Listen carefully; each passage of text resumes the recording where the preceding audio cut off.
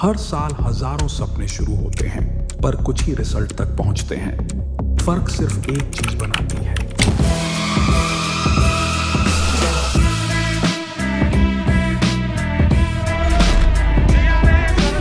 यह सिर्फ एक एग्जाम नहीं है, एक मिशन है।